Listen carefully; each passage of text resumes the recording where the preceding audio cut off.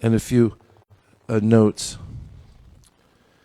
Just that no vow is more important than keeping one's japa strict, serious, and sincere. That vows make the world go round. Our lives and the world are held together by vrata, or vow. That our pledge is our wedge, which means that when you make a pledge, you take a stand somewhere, even if it's small, and it opens for you a wider and wider space, as wedges are built like that. And that a devotee means one who keeps a vow. It's the literal meaning.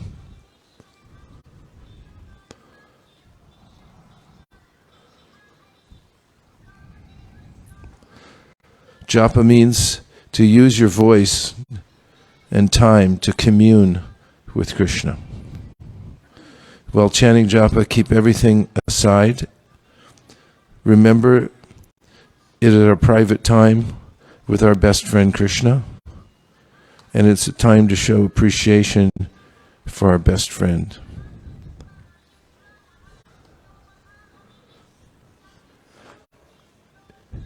Any reflections about Prabhupada's statement or any of the subsequent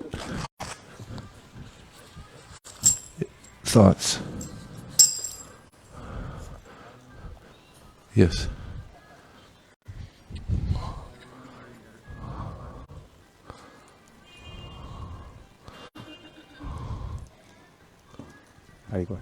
I remember in the recording of Srila Prabhupada chanting Mahamantra, he said, sit properly.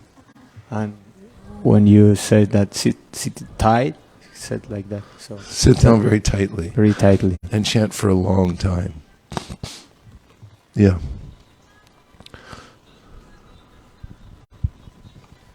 I like the last part where you said that he's our best friend and we should pay attention to that. So we should have a personal in time. Any relationship, the best one can do for expressing one's appreciation or even love is to pay attention.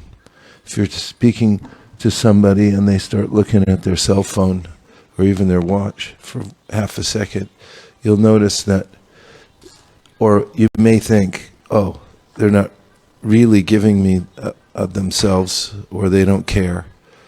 And so the stretching of our attention and giving it fully to Krishna when we're chanting is a way of expressing love.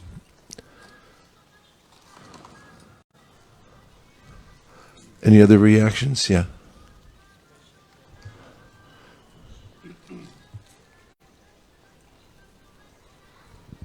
I was wondering, for those who can't sit for a long time because of the back issues, is there any specific instruction that you could give, how to deal with the situation, or is it okay to walk and chant?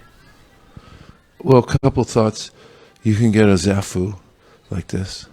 If you keep your hips higher than your knees, it's easier to sit straight and stay for a longer period of time.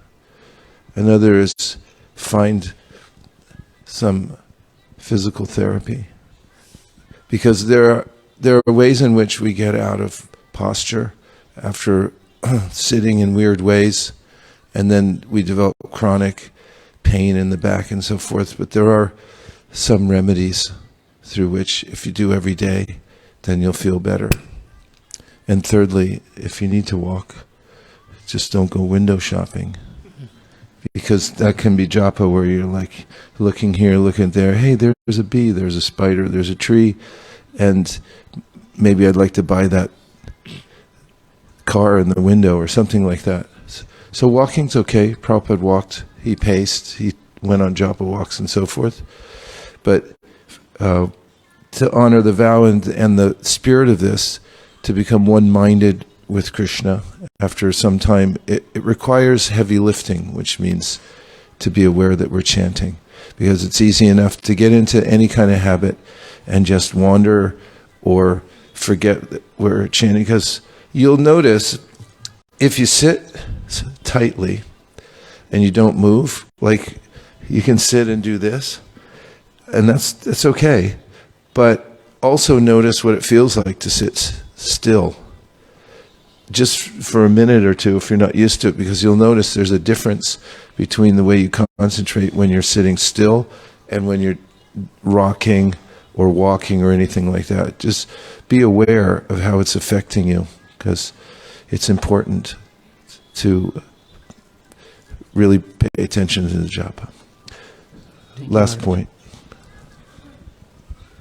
Krishna Krishna. Maharaj, I just wanted to also mention that in Bhakti Yoga is also a yoga. And one of the important aspects of yoga is to be aware, as you were saying just now. To be aware of what is going on in our mind and how we are sitting and everything and how it is affecting what we are doing. So it was just that's what I was reflecting, to be aware of even our breathing. Are we breathing too fast and all that?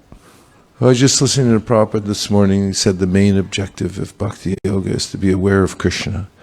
And if you become aware of Krishna, then you become aware of everything else. As in, yomam evam asammuto janati purushottamam sasarvavid bhajati mam sarvabhavena bharata. There's a way in which when we're aware of Krishna, then everything else is fulfilled. But we are talking about some mechanical points that can help. I mean, Prabhupada did say, sit properly. It's a famous statement he made. It wasn't his main emphasis, but the main thing is to think of Krishna. And any ways we can help ourselves. Bhaktivinoda Thakur says, try different ways, but make it your endeavor to not just give in to mindless chanting, but try to be present. Jaya Shri Krishna Chaitanya Prabhu Nityananda Sri Advaita Gadadhara Shivasari Gaura.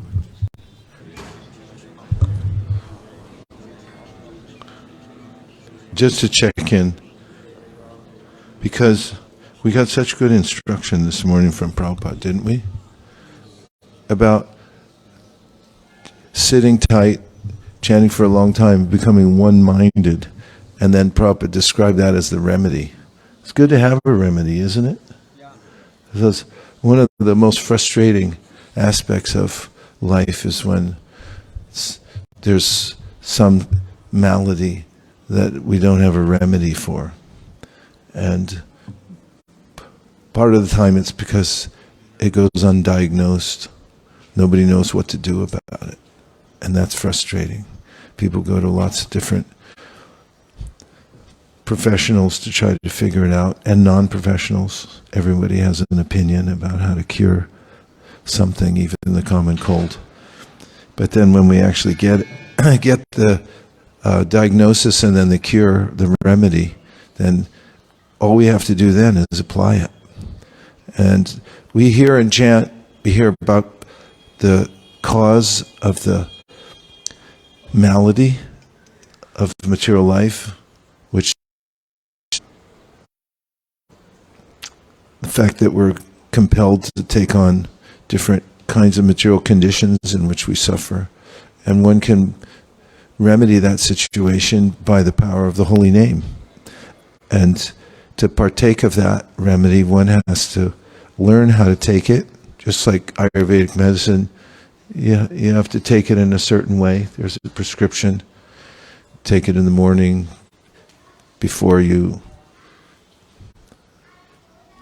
eat or something like that.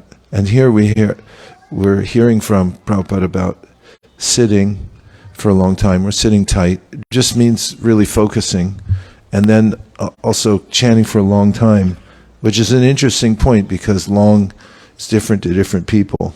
For a child it might be for about 10 seconds. And for us, we might be able to develop more and more concentration over time if we practice. In fact, I've noticed those who practice sitting, listening to the Bhagavatam class, for some who are used to hearing for about 20 minutes, they start getting restless, like when's this going to be over? Those who are used to hearing for 2 hours, they can do that. Sometimes if you practice for 5 hours, people is like, yeah, that's normal. How would I get along without 5 hours? So it's very relative how long is. And then I also just wanted to read the definition of remedy. It has, from the etymological dictionary, the final meanings. It's from the 1200s. And it says, means of counteracting sin or evil of any kind. Cure for a vice or temptation. From the late 14th century. A cure for disease or disorder, medicine or process which restores health. From Anglo-French, remedy, Old French, remede.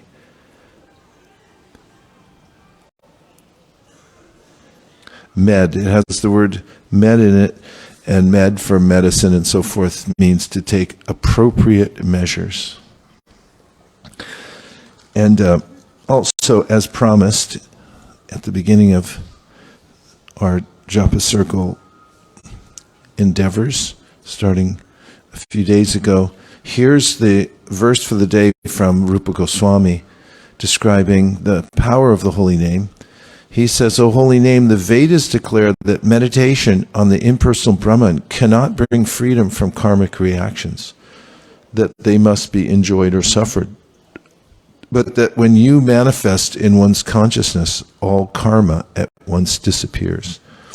And Bhuta Bhava, in the 8th chapter of the Bhagavad Gita, when Arjuna asks about what karma is, Krishna answers by saying it's being forced into various material conditions because of one's own consciousness.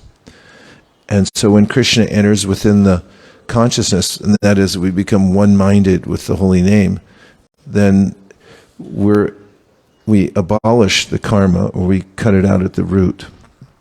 And there are plenty of verses in the Bhagavatam that substantiate the ways in which we become freed from the various stages of karmic reaction by chanting Hare Krishna. And now there's time for about 1.5 realizations.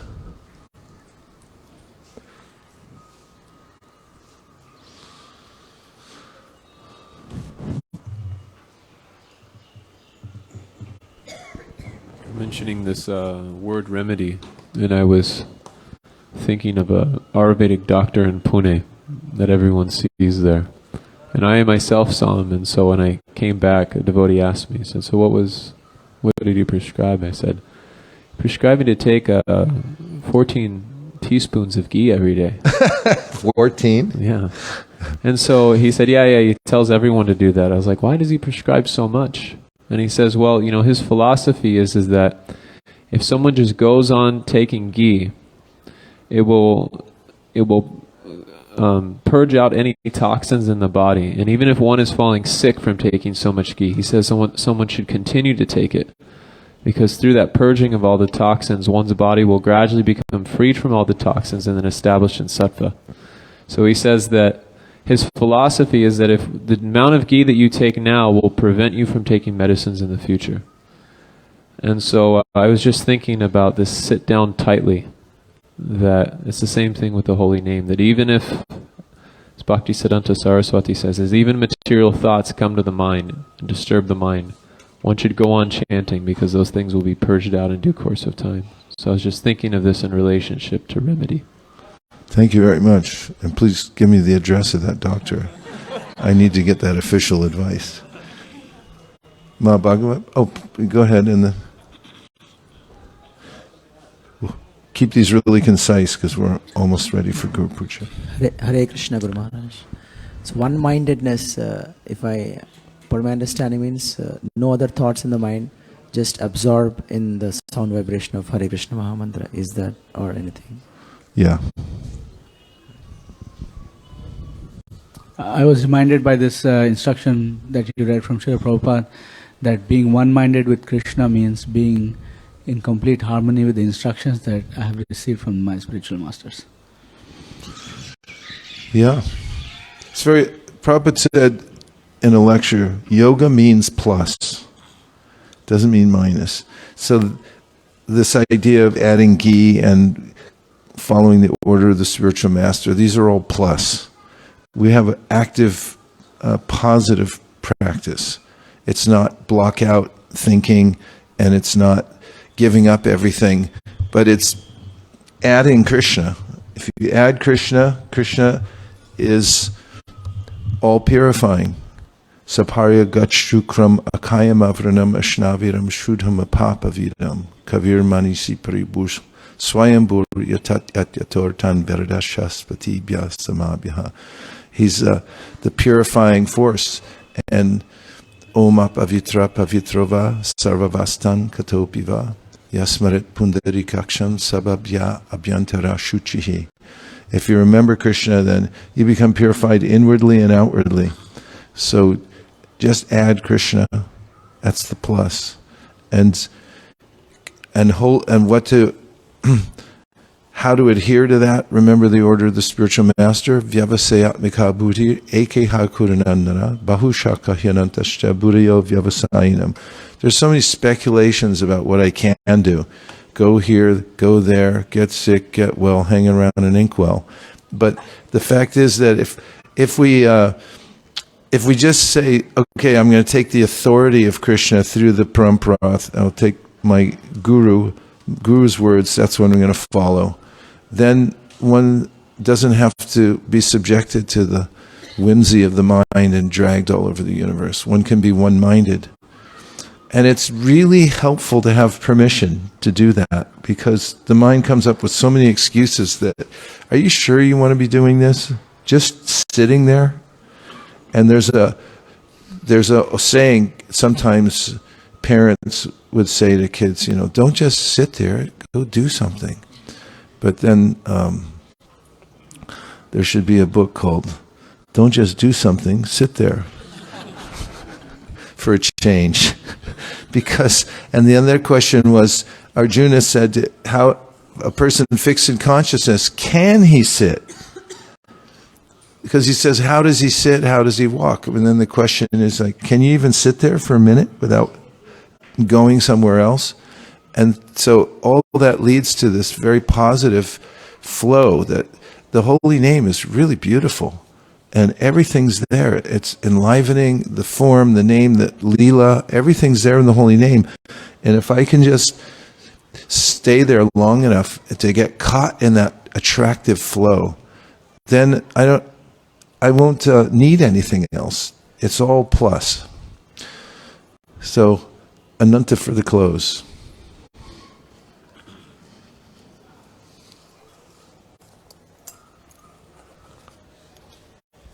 Hare Krishna.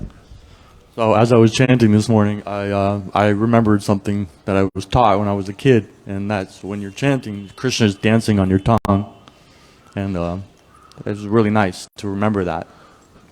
So it is nice to remember that. Yeah, and it's also led to another thought that that how the holy name of Krishna is actually non-different than Krishna. So